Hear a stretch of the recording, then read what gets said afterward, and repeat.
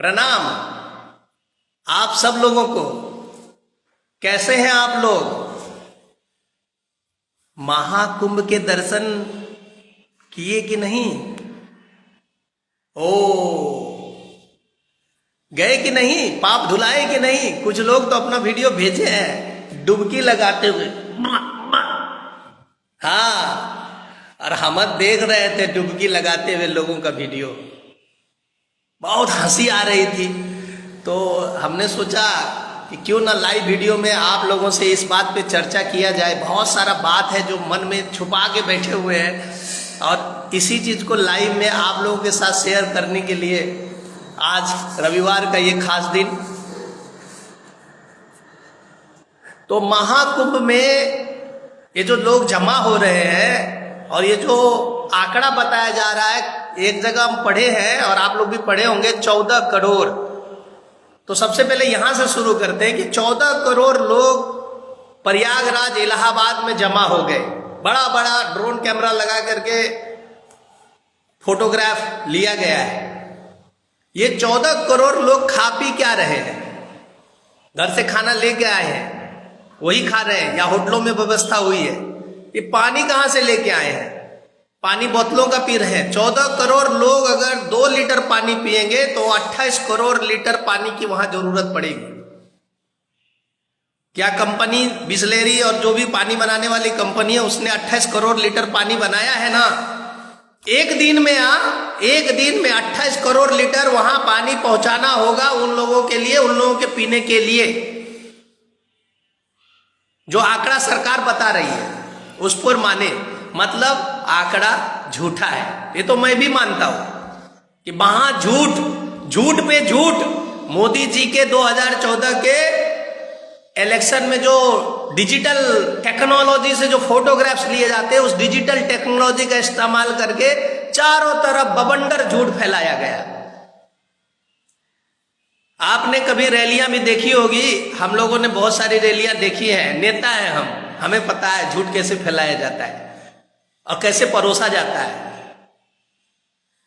Technology की दुनिया में रहते हैं हमें पता है कैसे झूठ फैलाया जाता है, कैसे परोसा जाता है, और कैसे उस झूठ का बवंडर खड़ा होता है। महाकुंभ में भगदड़ मस्ती है, लोग मारे जाते हैं, मीडिया को नहीं पहुंचने दिया जाता है। अभी हम वीडियो देख रहे थे, उस वीडियो में ट्रैक्टर पर उनके सामान लोड करके 8 से 10 ट्रैक्टर भेजे गए। मतलब आप समझिए जो कपड़ा उपड़ा है, अगर कपड़ा और ट्रैक्टर 8-10 ट्रैक्टर, मतलब हजारों लोग मारे गए। और सरकार आंकड़ा 30 का बता रही है। कुसा बांध टूटा था, हजारों लोग मारे गए थे। सरकार का आंकड़ा क्या है? वही 300-400, विकिपीडिया खोल के देख लीजिए। कुसा बांध में सरकार का सरकारी आंकड़ा क्या है। ये तो है देश, और उस देश की मूर्ख जनता। जो आज सुबह मेरे कई साथियों से बात हो रही थी और सभी साथी ये कह रहे थे कि कुंभ में ऐसा हो गया, कुंभ में वैसा हो गया। कुछ लोग दोष जनता को दे रहे थे। आप हमको एक बात बताइए, आप कहीं मेला लगाते हैं और उस मेला में कोई दुर्घटना होती है तो उसकी जिम्मेदारी मेला को लेनी होती है कि नहीं होती है? कि बोलेंगे कि नहीं, जनता जो है वो कुचल के मर गई। लगने कौन दिया? लगाया क्यों? महाकुंभ में हुई हर मौत, हर दुर्घटना का जिम्मेदार सिर्फ और सिर्फ उत्तर प्रदेश सरकार और भारत की सरकार है। आप जिसे अपना रक्षक समझते हैं वो आपके रक्षक नहीं है, आपके भक्षक हैं। वो दिन रात आपको खाने के लिए सोचते रहते हैं कि कैसे मैं इसका लूट के खा लूं। जिन लोगों को आपने अपना एमएलए एमपी बना रखा है, वो लोग की नजर आपके जमीन जायदाद पे होती है कि किस तरह ये जमीन जायदाद बेच दे और इसका हम खरीद लें। जिसको आपने मुखिया समिति सरपंच बना के रखा है, उसकी भी नजर आपके बहू बेटियों पर होती है। नहीं है विश्वास? अरे सरेआम मैं दावे से कहता हूं, हर गांव में घूमता हूं, जमीन पे चलता हूं, जमीन पे रहता हूं। आपके बीच में रह करके ये सब जाना है। कि जिसको आप अपना रक्षक बनाते हैं वही आपके भक्षक बन जाते हैं, वही आपको लूटने का प्लान बनाते हैं। और ये जो पाखंड है, धर्म का पाखंड, इसको जो खड़ा करते हैं, चाहे ये किसी रूप में हो, चाहे ये धर्म का पाखंड हिंदू हो, मुसलमान हो, ईसाई हो। कल हम आ रहे थे तो ईसाई लोग भी कंधा पर वो कौन सा अपना एक भगवान को उठा करके घूमे जा रहा था, हाथ में मोमबत्ती लेके। एक फिल्म आई थी पीके, उसमें भी इस धर्म के धंधे को बहुत अच्छे से उजागर किया था, डर के धंधे को उजागर किया था, डरा कर लोगों को किस तरह से धंधा फैलाया जाता है ये उजागर किया था उसने। फिल्म बहुत अच्छी चली थी और फिल्म ने अच्छा बिजनेस भी किया था, लेकिन फिल्म तो फिल्म है, लोग एक बार देखते हैं, सुनते हैं, हम बोलेंगे, आपके दिमाग में कुछ घुसना है नहीं, आप अपनी गति से चलते चले जाएंगे। और एक दो चूतिए बीच में आकर के ऐसी भाषा बोलते हैं, कहते हैं सनातन धर्म और आस्था। अरे तेरी आस्था का, अबे साले तेरी आस्था अगर कुत्ते में हो जाए तो क्या करें हम? कुत्ते को पालन, कुत्ते को चुम्मा ले? आस्था, तुम्हारी आस्था अगर है तो अपनी आस्था को अपने पिछवाड़े में रख। तुम्हारे आस्था और साइंस से कोई लेना देना नहीं है। साइंस अपनी गति से काम करेगा और तेरी आस्था के कारण जो भी नुकसान हुआ है उस आस्था का नुकसान का भरपाई उस आस्था को करना होगा। किसी ने कहा कि कुंभ के मेले में जो लोग गए मर गए, कोई भगवान बचाने नहीं आया। हमने उसको बोला आएंगे कैसे, आएंगे कैसे भगवान बचाने? क्योंकि सारे भगवान तो मंदिर में बंद है, सब में ताला लगा है पुजारियों का, तो भगवान आएंगे कैसे आपको बचाने? ये बता दीजिए तो जरा।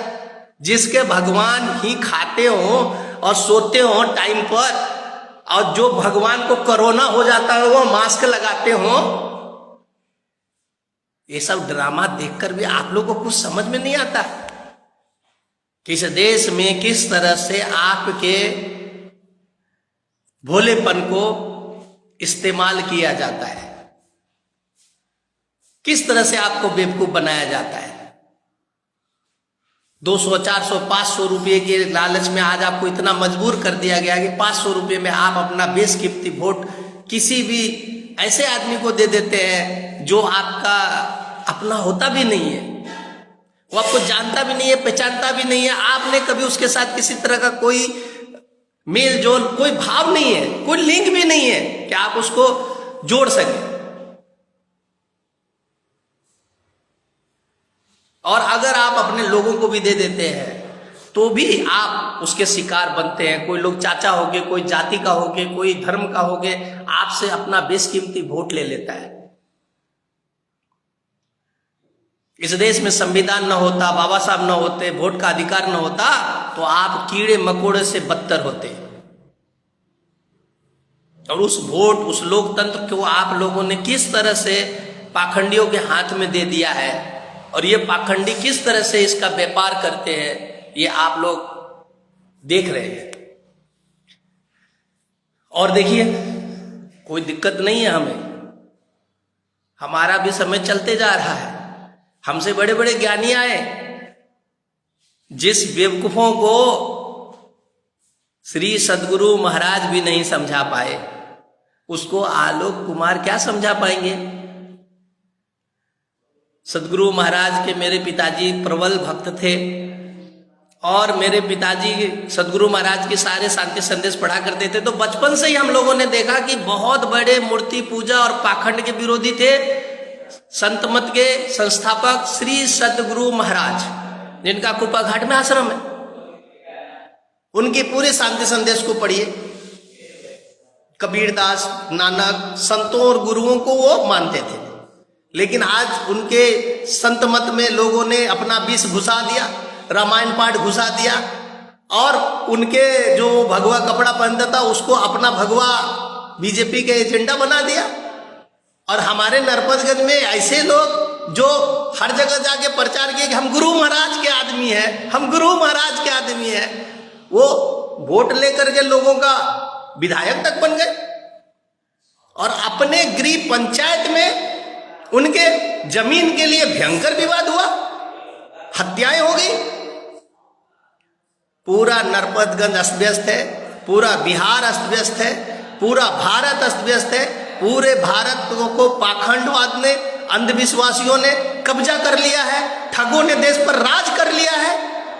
भारत का प्रधानमंत्री ठग है, इसको कहने में मुझे कोई अफसोस नहीं, किसी तरह का संकोच नहीं। एक ठग भारत का प्रधानमंत्री बना बैठा है और वो ठग लगातार लोगों को ठगता जा रहा है, ठगता जा रहा है और मोबाइल पर संदेश सुना रहा है, ठगी से बचिए, ठगी से बचिए। अगर कोई ठग फोन करे तो उसका फोन मत उठाइए, क्योंकि ठगों का बहुत बड़ा नेटवर्क इन लोगों ने बिछा रखा है। हर तरह के ठगी का नेटवर्क इन लोगों ने लगा रखा है। आप ठगों से नहीं बच सकते। ठग ऑफ हिंदुस्तान करके एक फिल्म आई, अमिताभ बच्चन थे उसमें कलाकार, चली नहीं ज्यादा लेकिन उसके अंदर मैसेज देने की कोशिश की गई थी। ऐसे आप लोगों को ऐसे संदेशों से कोई फर्क नहीं पड़ता, लोग आते रहेंगे, जाते रहेंगे, आपको समझाते रहेंगे, ये क्रियाक्रम चलता रहेगा और आप भी कुछ समझेंगे नहीं, क्योंकि आपका एक कान से सुनना है, दूसरे कान से निकालना है, दिमाग में कुछ रखना नहीं है। मैं आपको मूल रूप से 2-3 चीज बताता हूं। सबसे पहला चीज है कि इंसान और जानवर में क्या अंतर है। अच्छा, इंसान और जानवर के पहले तो मुझे ये बताइए कि आपको हम इंसान क्यों बोले, मनुष्य क्यों ना बोले, आदमी क्यों ना बोले, मानव क्यों ना बोले? ओके, तो मैं आपको ये समझा देता हूं। देखिए, जब पहले शुरुआती में हम बंदर से साइंटिफिक रूप से धीरे धीरे आगे बढ़े और हमने ये कायाकल्प अपनाया, तो उस समय जो लोग मांस कच्चा खाते थे उनको दानव कहते थे, और जो कच्चा मांस नहीं का आविष्कार हो गया तो जो मांस भून के खाते थे उनको मानव कहते थे। तो ये मानव और दानव शुरू हुए। फिर एक मनु करके ऋषि आए जिन्होंने मानव को कई भाग में बांट दिया, तो उनके जो चेले चपाटे थे उनको मनु के शिष्य मतलब मनुष्य कहा गया। तो ये चेले चपाटे मनुष्य कहलाने लगे और कुछ लोग मानव कहलाने लगे, कुछ लोग दानव कहलाने लगे। फिर वो मनुष्य की जो धीरे धीरे, और कुछ लोग जो आदम जमाने में रहते थे हैं, आज भी उसको हम लोग आदमी कहते। कैसा आदमी है तू? मतलब आदम जमाने में रहता है, इसीलिए इसको आदमी कहते हैं। तो आगे क्या हुआ कि हम आपको इंसान इसलिए कहना चाहते हैं क्योंकि आपके अंदर इंसानियत है, नैतिकता है, तो हम आपको इंसान कह सकते हैं, इंसान ही कहना चाहिए। तो इंसान और जानवरों के बीच क्या अंतर है? एक ही अंतर है, मूल वो अंतर है कि इंसान के अंदर त्याग की भावना होती है, जानवर के अंदर त्याग की भावना नहीं होती है। जैसे इंसान खुद को तकलीफ देकर अपने बच्चों को पालता है, जानवर अपने आप को तकलीफ देकर अपने बच्चों को नहीं पालता है। ये सबसे बड़ी इंसान और जानवर के बीच का भेद है। कुछ लोग गाय को माता बोलते हैं, हम बोले माता कैसे हो गई? एक बछड़ा और एक गाय को बांध देते हैं और उसमें हम हरा घास रख देते हैं। अगर गाय चुपचाप बैठे रहे, बछड़े को खाने दे, तब तो मैं माता मान लो। और अगर गाय अपने सींग से बछड़े को भगा रही है कि पहले मुझे खाने दो फिर तू खाएगा, तो फिर वो माता हो ही नहीं सकती, क्योंकि हमारी माता अपना पेट काट कर अपने बच्चे को खिलाती है। समझ गए गाय माता क्यों नहीं है? आसानी से समझ गए, क्योंकि गाय सब कुछ, जो भी चीज आप करें, जानवर और इंसान में कोई ज्यादा अंतर नहीं है। इंसानों ने जानवर से अपने आप को अलग करने के लिए कपड़े पहने। अगर आप भी नंगे बदन रहते हैं, खुला बदन रहते हैं, तो आप भी जानवर हो कहलाएंगे।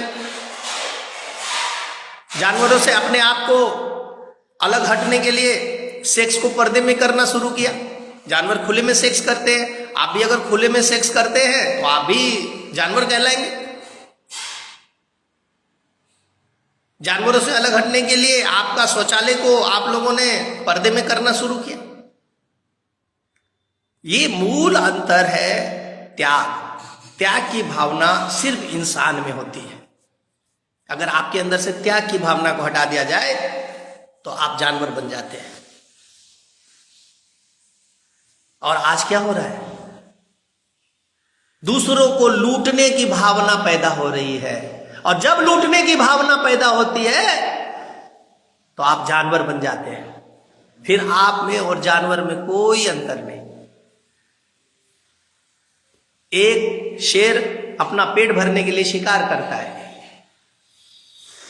पर एक साधु पेट भरने के लिए शेर का शिकार नहीं करता है या किसी चीज को तकलीफ नहीं पहुंचाता है।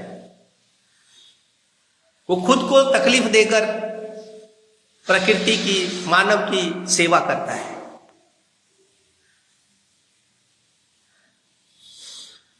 ये मूल भावना होनी चाहिए हमारे अंदर।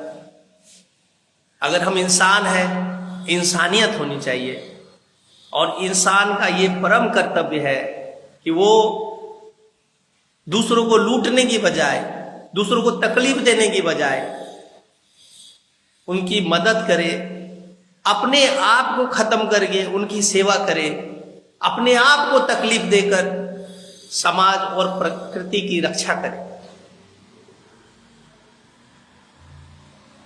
आप मेरी इस बात को थोड़ा सा ध्यान दीजिए, शायद आपके अंदर कुछ परिवर्तन आए। मैं फिर से आपको कहना चाहता हूं, इंसान बनिए, पढ़े लिखे मत बनिए, मत पढ़िए, कोई दिक्कत नहीं। भारत के संविधान में पढ़े लिखे लोगों को चुनाव लड़ने के लिए नहीं कहा गया है। कोई भी लोग चुनाव लड़ सकते हैं, क्योंकि आप बेहतर इंसान हो सकते हैं बिना पढ़े लिखे भी। पर आप अगर पढ़ लिख कर दूसरे को नुकसान पहुंचाते हैं, दूसरे को हड़पने को देखते हैं, खुद का नुकसान करके प्रकृति और समाज की सेवा नहीं करते हैं, तो आप एक बेहतर इंसान नहीं है। ये बात आप हमेशा याद रखें। यही है मूल किसी को भी पहचानने का तरीका। जय हिंद। आपका दिन शुभ हो। थोड़ा सा अपने दिमाग का इस्तेमाल करिए, मेरे इस लाइव वीडियो को और लोगों तक पहुंचाइए, शायद कुछ लोग समझ पाए जो हम कहना चाहते हैं। जय हिंद।